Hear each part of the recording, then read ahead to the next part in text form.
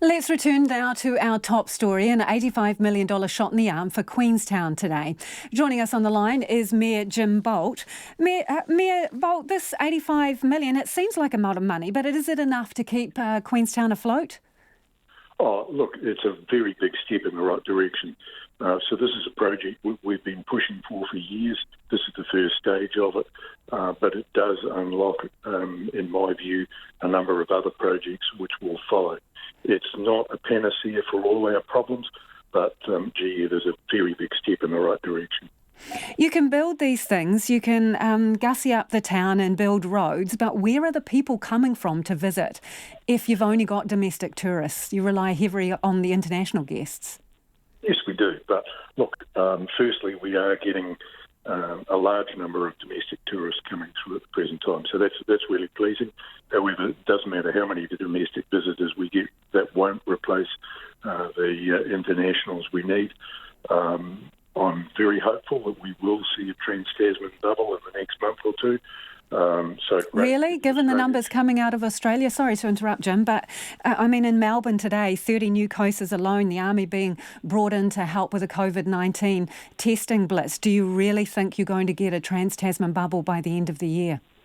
I do, because I think you're looking at one area, Victoria. I think it's quite possible that we'll see Australia open up state by state. And look... Did you have that conversation with Calvin Davis and the Prime Minister today?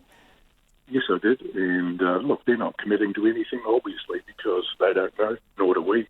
But we're very hopeful. Okay, so this $300 million worth of projects, it's aiming to create about 320 jobs. Is that real value for money? You know, that's about $950,000 a job.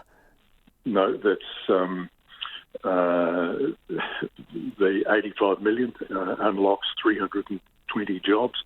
The total projects that we've put forward unlock around $300 million, and that's about 1,300 jobs.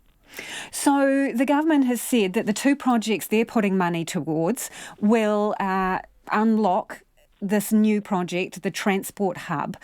Is the money there for that $25 million Transport Hub? Who's paying for that? Okay, so that'll come from council, and that is in our planning, and that's something that we've anticipated that we'll pay for right along. You've still got the money for it? Yep, absolutely. So, how are you finding it there right now? Very difficult. We've got a high level of unemployment. We've got businesses that are hanging on by the skin of their teeth. They are hoping for an influx of domestic visitors. They're hoping for a good ski season. But it is dire straits. However, we're a resilient lot. We're looking at all sorts of things that we can do to stimulate our economy, particularly working hard on the domestic market, but also looking at what we might do around events and New Zealand-based conferences. So this week also there was an announcement regarding strategic tourism assets funding there, and AJ Hackett is getting about $10 million of funding from the government. There's been a bit of a backlash about that. What do you make of the complaints that it's corporate welfare? Look, I think that overlooks the greater, wider benefit. So people don't come to Queenstown specifically for a bungee jump. They come here for a variety of activities. But if we've got some of the larger companies in town in a good, strong position, they will retain employees. That's great. But they also contribute to the businesses of the little restaurants and bars and all the other smaller activities by being in a strong position. So, look, clearly how much is handed out to each individual operator has nothing to do with me, but I do support the program generally.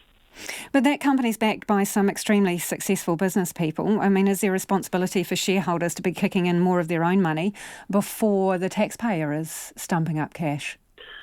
I think that's a question for government, but I do think it's a strong brand, the Hackett brand, and I think it deserves some support.